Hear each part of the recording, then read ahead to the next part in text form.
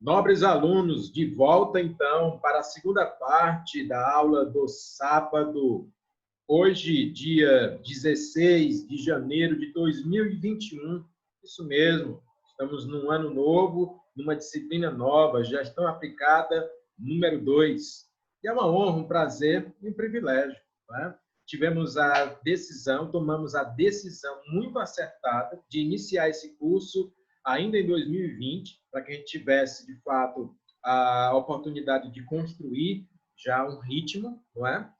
Muita gente deixou só para se matricular ou se interessar em curso de formação só agora, e a gente sabe que quem já está no ritmo de 2020, pegou a virada para 2021, já tem mais facilidade com esses novos instrumentos, né? Repito, o curso é presencial, mas nós temos agora a vantagem, a possibilidade de dominar outras tecnologias, outras formas, outras ferramentas de também estudar, de também acessar materiais, né?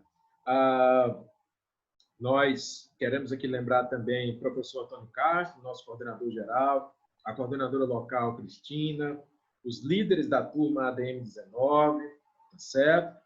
Todos aqueles que fazem o CETEP, os professores que já passaram por vocês e vão passar por vocês ainda, eu, o professor Eric Brasil e outros também, estamos aqui juntos, lembrando de manter essa união, essa integridade dentro da nossa proposta. Esse curso tem começo, meio e fim, e é importante que a gente tenha consciência de que surgirão muitos momentos em que vão tentar debandar a atenção de vocês, a participação de vocês. Às vezes é uma oportunidade profissional importante, mas às vezes é a preguiça, é o desânimo, não é? É o cansaço, é a falta de motivação. Não vamos permitir que isso acabe com o nosso sonho, o nosso projeto, o nosso desenvolvimento. Isso aqui é algo sério. Você está investindo dinheiro, você está investindo o seu tempo, você está investindo a sua energia vital, você está investindo a sua carreira profissional, não é? Você está investindo o seu final de semana, muitas vezes abrindo mão de passear, ou de estar com a família, ou de descansar. Então, é muito sério. É muito sério, o professor está aqui, cada um de vocês estarem aqui também, certo? Então, vamos valorizar cada vez mais. Vamos valorizar também a participação de vocês, lembrando que eu sou um professor que te avalia não só pela prova, eu te avalio também pela participação, pelos comentários, pela interação, porque eu considero que tudo isso faz parte do aprendizado. E, nesse sentido, nós construímos o conhecimento juntos. Não é só o conhecimento que o professor traz, mas é também uma opinião que você tem, mas é também uma experiência que você partilha aqui com a gente, é também um testemunho, é também algo que a gente consegue agregar, que só é possível no ambiente coletivo. Professor, eu preferia que o curso fosse presencial, que essa aula fosse presencial, e será no momento oportuno. Eu também prefiro aulas presenciais, certo? Mas olhem só a vantagem, nós estamos numa aula ao vivo, porque muitos cursos de formação oferecem cursos à distância, chamada EAD, mas oferecem apenas, eu repito, apenas as aulas gravadas. E aqui não, aqui você tem a aula ao vivo, aqui você tem material didático, aqui você tem também a aula gravada, né? Então, a gente chama isso de atividade síncrona, quando é ao vivo, estamos agora ao vivo, atividade assíncrona, quando é gravado, ou quando você pode fazer também pesquisa, certo? Então, existem vários modelos de interação. Presencial, existe um modelo de interação síncrono, ao vivo, à distância, que é esse, né? Estamos aqui interagindo de verdade, ao vivo, e tem um modelo gravado também, e aí você tem a vantagem de poder, e vai poder acessar todos esses modelos durante o seu curso. A forma presencial, a forma síncrona, a forma assíncrona, da EAD e também materiais de apoio, certo? Além das práticas que você vai, obviamente, realizar, desenvolver. Muito bem, meus amigos. Estávamos, então, falando ali da Revolução Industrial, trazendo aqui para o contexto da nossa disciplina, da nossa realidade, falando dos benefícios, dos malefícios, não é? Nós estamos vivendo um momento sem precedentes na humanidade, porque nós estamos vivenciando uma pandemia global. Já existiram pandemias e epidemias, doenças e mazelas na humanidade, muitas vezes, certo? Só que nós hoje, como eu disse anteriormente, somos vítimas do nosso próprio sucesso tecnológico, não é? Do nosso próprio desenvolvimento, da nossa própria urbanização.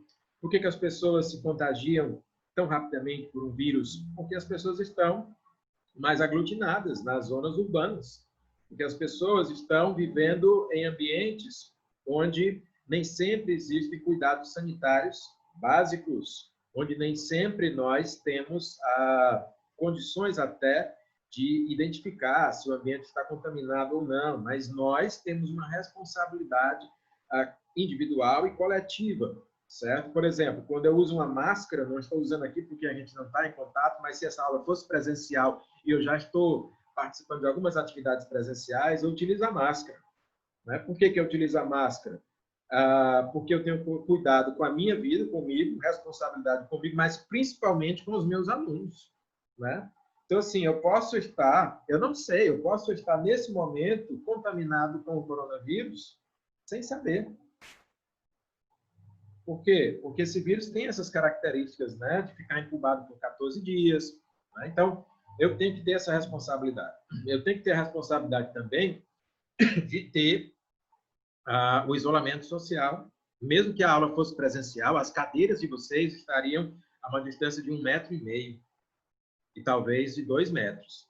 E existem também outros procedimentos. Por exemplo, se nós tivermos uma pessoa infectada na escola ou na sala de aula, no ambiente, isso foi identificado, e se esse contágio for confirmado, aquela sala de aula ela precisa ser higienizada e precisa ser interditada. E se na escola eu tiver mais do que isso, se eu tiver já 2 contaminados, aquela escola precisa ser momentaneamente fechada. Então, nós temos esses cuidados, tá certo? É por isso que ainda estamos aqui nesse modelo, mas que isso serve como algo instrumental, como algo, como eu disse, como um exemplo formidável para a gente poder transformar o limão em limonada, né? Poder dizer, olha, eu consigo verificar dentro da crise sanitária atual o desenvolvimento das tecnologias, a importância dos modais de transporte, as consequências da revolução industrial, da urbanização, e eu posso, inclusive, citar isso em prova ou nas atividades que eu vou desenvolver. E aí eu queria que vocês também fizessem comentários e participações para a coisa ficar um pouco mais dinâmica, né? O que é que vocês acham sobre as consequências positivas e negativas da revolução industrial, do desenvolvimento tecnológico e da urbanização?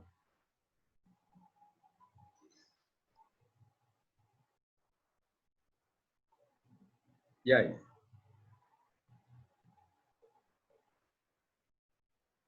Valendo 0,1 para quem participar.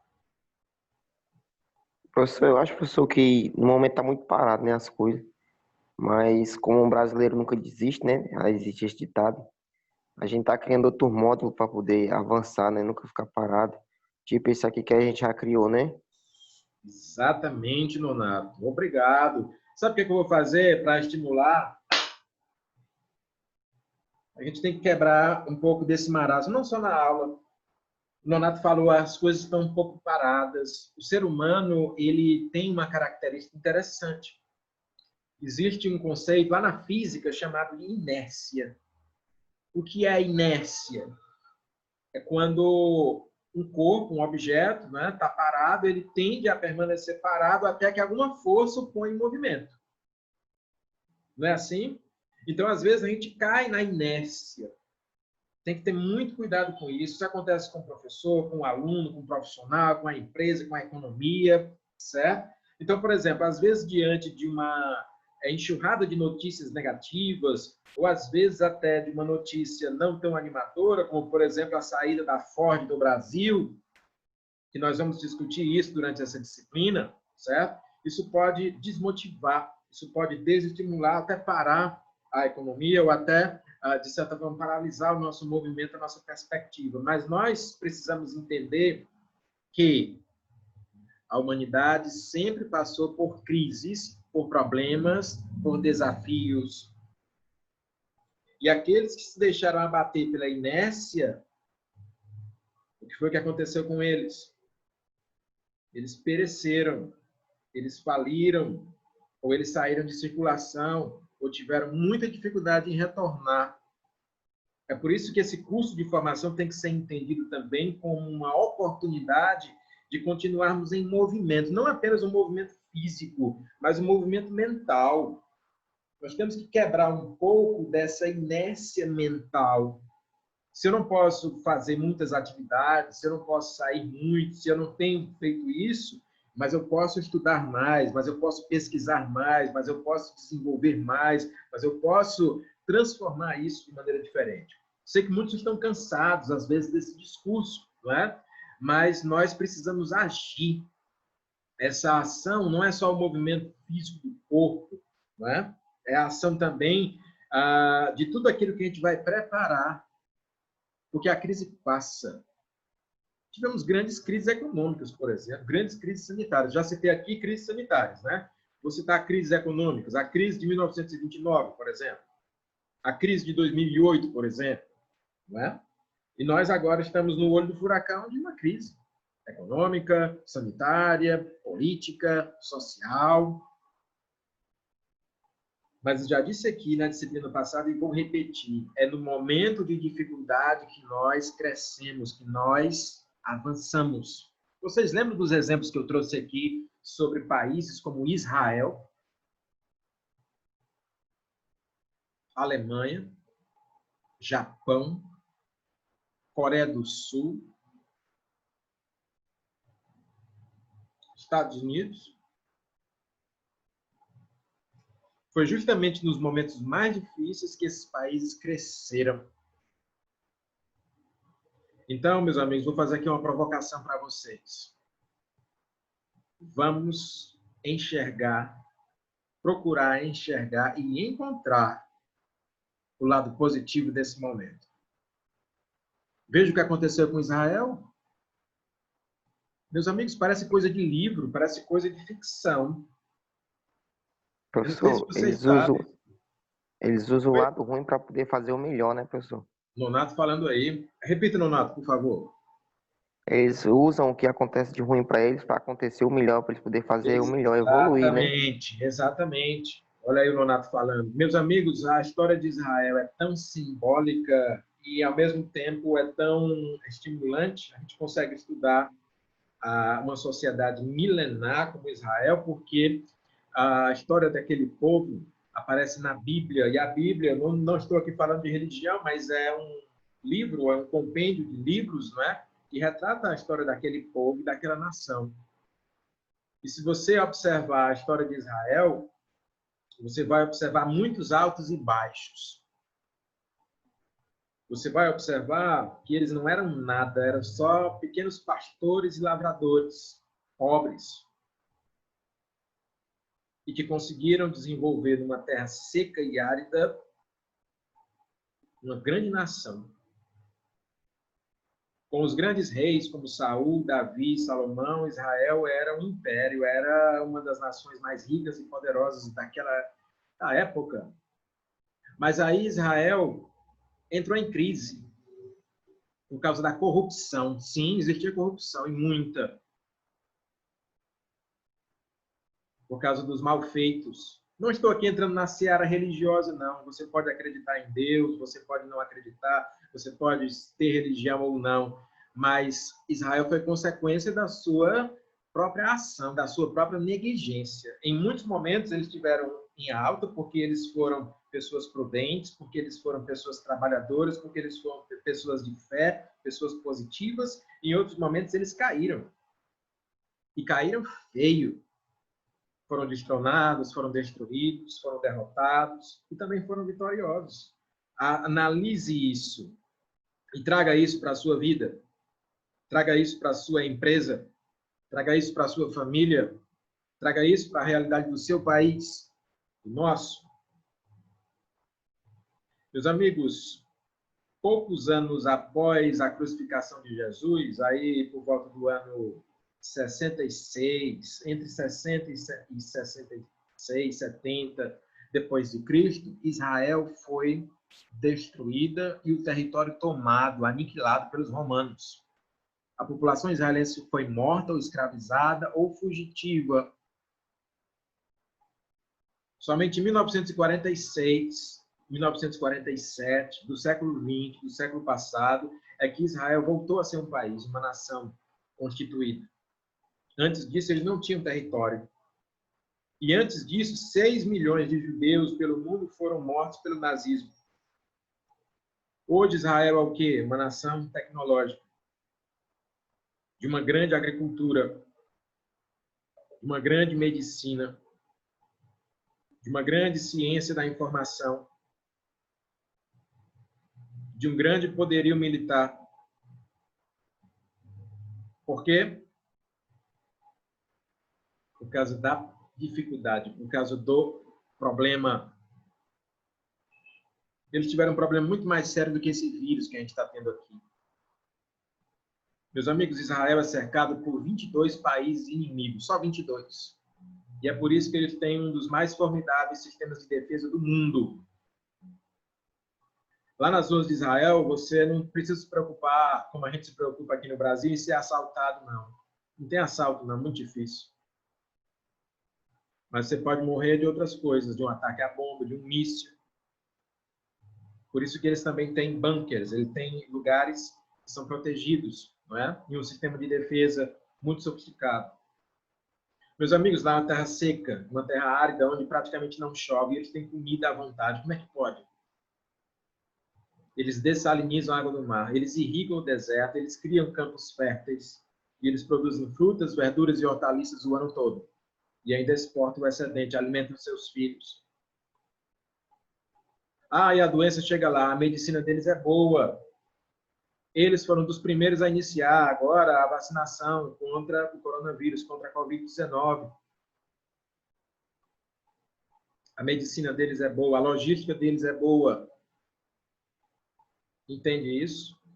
No cenário de guerra, no cenário de perseguição, no cenário de destruição, eles fazem render o máximo. Então, nós, como profissionais, somos assim também, não é?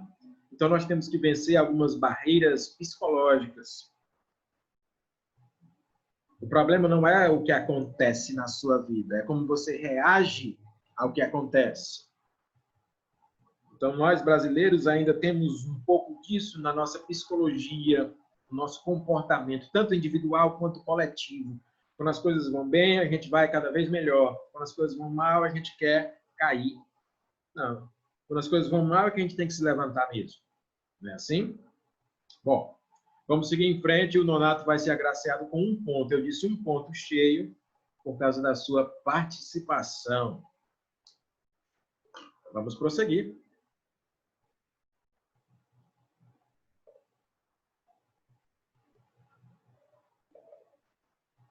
Gestão aplicada 2. Planejamento, controle, manutenção. Contextualização. A Revolução Industrial, então, trouxe essas consequências magníficas e também negativas que nós abordamos, que nós falamos, não é? A Revolução Industrial, caso eu pergunte novamente, foi a mudança no modo de produção. No modo de produção da humanidade, que antes era artesanal e passou a ser industrial. No modo de vida, que antes era rural e passou a ser principalmente urbano. No desenvolvimento tecnológico, a pesquisa e desenvolvimento se avançaram, foram muito estimulados. Da produção em série, ou seja, em sequência. Da produção em massa, ou seja, em grande quantidade, porque antigamente eu tinha produtos, serviços, tinha, mas numa quantidade bem limitada, porque quem produzia isso para mim era um profissional especializado, um artesão, e o artesão conseguia produzir uma unidade, 2, 3, 10 unidades, mas se eu quisesse 100, ele tinha dificuldade, se eu quisesse 1000 unidades, ele não fazia. Se eu quisesse 1 milhão de unidades, nem sonhando. Com a Revolução Industrial, com o desenvolvimento tecnológico, com as fábricas, com a produção em série, a produção em massa também foi possibilitada.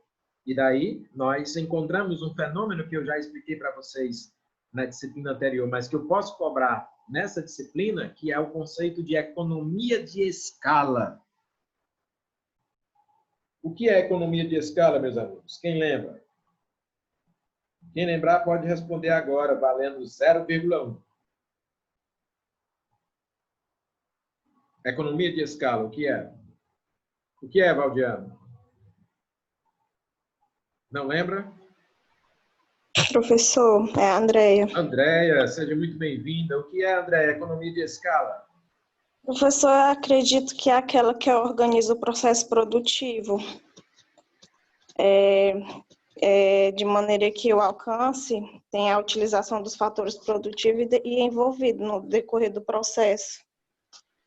E, no caso, vem como principal definição o resultado de baixos custos de produção. Opa, gostei dessa última expressão que você utilizou, baixos custos de produção. Andréia, é necessário ainda incrementar a sua resposta, mas só pela iniciativa, só porque você participou, eu também vou te dar um ponto cheio. Não é 0,1, é um ponto cheio. E vou explicar aqui de maneira bem didática, para quem não lembra do conceito de economia de escala, que eu poderei cobrar. Eu tenho aqui uma caneta. Uma caneta simples, certo? Quanto custa uma caneta como essa numa papelaria? E aí? Quanto é? 1,50, né, professor? 1,50, R$2. 1,50, né? Já vi de R$1, já vi de R$2, certo? Vamos colocar aí 1,50, como o Nonato falou. Como eu consigo comprar por R$1,50 uma caneta cuja tecnologia de uma caneta esferográfica como essa, de boa escrita, na verdade, é uma tecnologia que custa milhares, se não milhões de reais. Milhares ou milhões de reais estão aqui nessa tecnologia. E com 1,50, no máximo R$2, eu consigo adquirir essa tecnologia para mim, esse produto para mim. Como isso é possível? Com aquilo que o André falou, com a economia de escala. A indústria não produz uma caneta, ela produz dezenas, centenas ou até milhares de unidades. Quando você produz muita coisa de uma coisa, a tendência dos custos, como falou a Andréia, é diminuir. Não é assim? O computador era muito caro, hoje está mais acessível. Claro que tem oscilações, mas o cidadão comum pode adquirir. Celular era um objeto de pessoas muito ricas, hoje é popular. Como é que pode? O automóvel, o cidadão comum não tinha acesso, hoje muita gente tem. Tudo isso é possível por causa da economia de escala. Quanto mais coisas, quanto mais unidades você produz de um produto, mais barato ele tende a se tornar. Por quê? Porque você prepara uma matriz e, a partir da matriz, você desenvolve uma produção em sequência e essa sequência vai se repetir. E quando você precisa, por exemplo, adquirir insumos, matérias-primas, você consegue barganhar melhor o preço desses insumos e matérias-primas, porque você compra em maior quantidade. Você consegue especializar colaboradores, profissionais, maquinários e hoje robôs para produzir. Você prepara tudo aquilo e tudo aquilo te garante um custo de produção baixo por unidade, consequentemente um preço mais baixo no produto final. Muito embora eu saiba que nessa caneta aqui já está embutido os impostos, a lucratividade da empresa e uma série de outros custos, como, por exemplo, a logística, o transporte, o armazenamento dessa caneta. Então, os custos reais, essa caneta na indústria, ela custa centavos.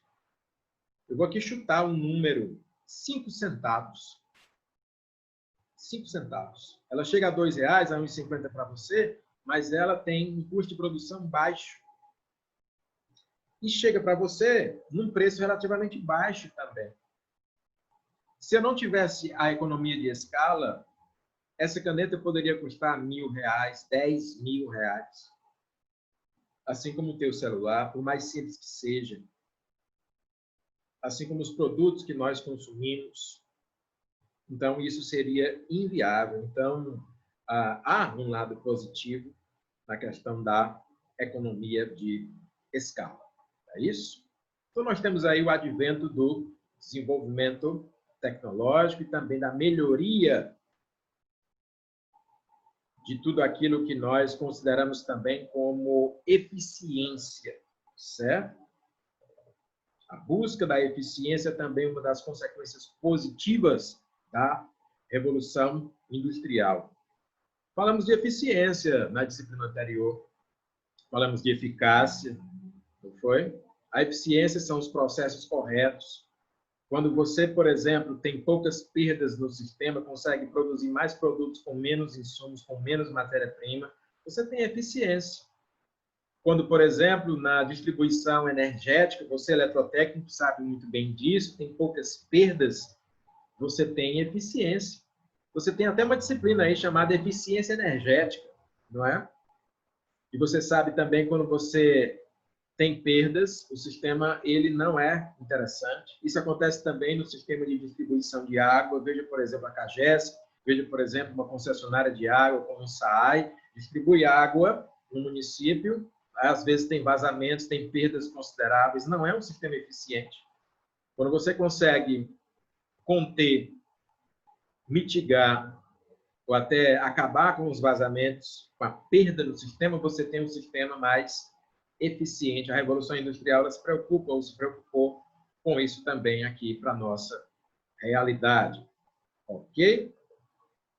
Muito bem. Alguma dúvida até aqui, meus amigos? Então, vamos prosseguir. Nós vamos falar de um termo que é um termo aparentemente complexo, difícil, mas, na verdade, é bem fácil. Não se intimidem pelo nome. Organograma. Isso mesmo. Organograma. O que é organograma? Se eu perguntar para você, é um gráfico que exibe a hierarquia e a estrutura organizacional da empresa, ou da entidade, da instituição, certo? De maneira simplificada, você sabe quem é quem, ou quais são os cargos da empresa, quem os ocupa. Um gráfico que exibe a hierarquia. O que é hierarquia? Hierarquia é escala de importância ou de poder. Quem é mais poderoso, o general ou o coronel?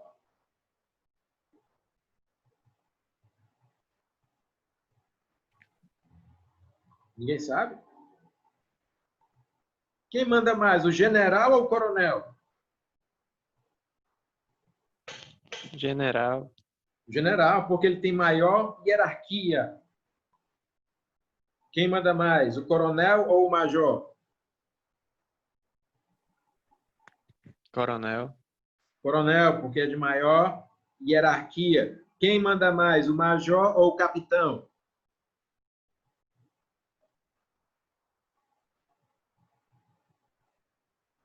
O major manda mais.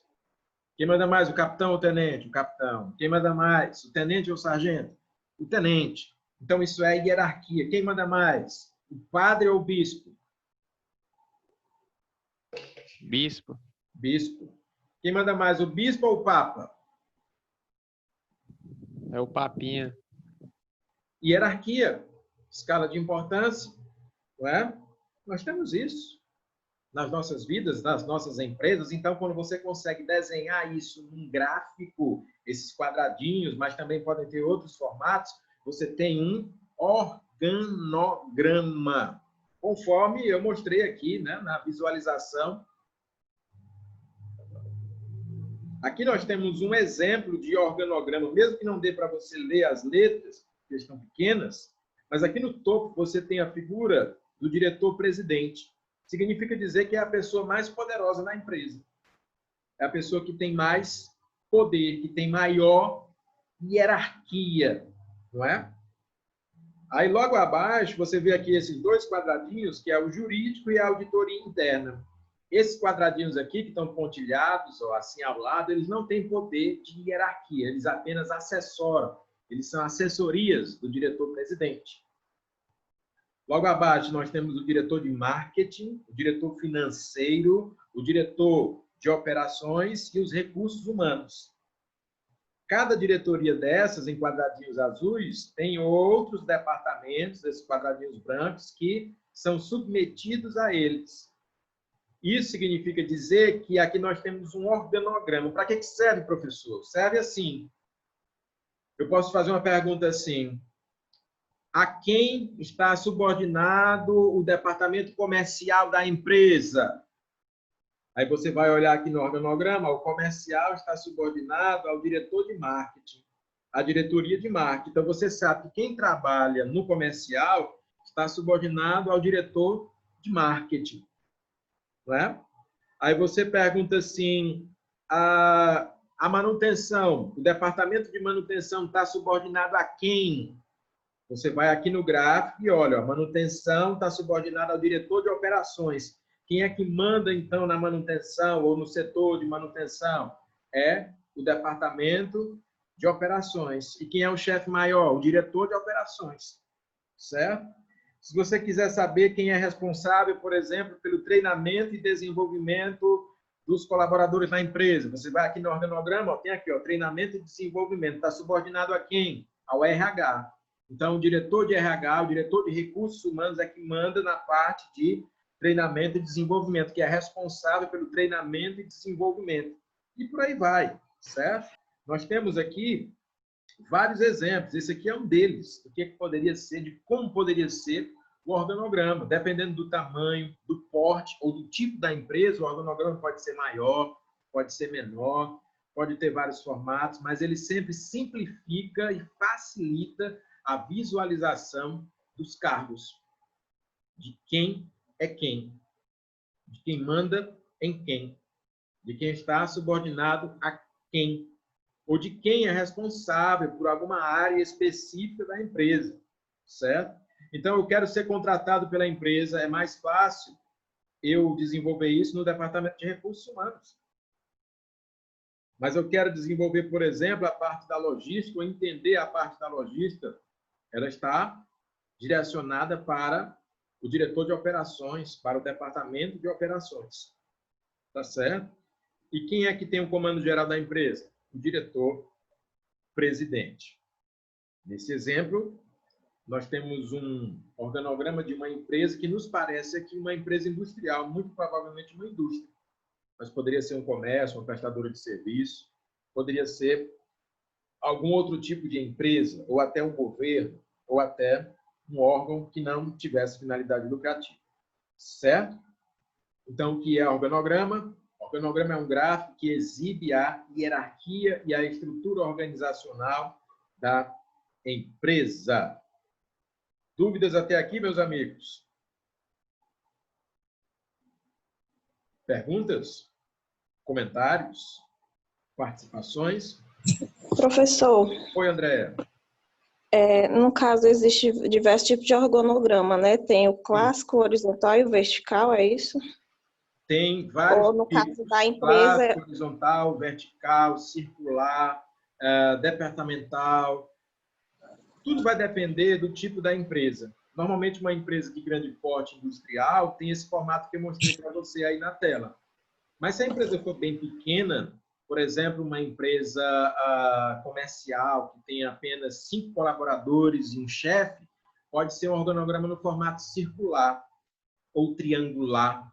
Não é? Se você for pesquisar no Google, por exemplo, você vai ver vários exemplos de organograma, vários formatos, mas o mais importante é que você entenda que o organograma é apenas um desenho, é apenas um gráfico que te ajuda a enxergar quem é quem na empresa, quem faz o quê, quem manda em quem está subordinado ou é responsável por qual setor. Né? Essa é a função principal, certo? Você entender isso de forma gráfica, num desenho que ele simplifica, resume a realidade para você identificar mais facilmente as responsabilidades e os cargos, certo? Legal aí a participação da Andréa.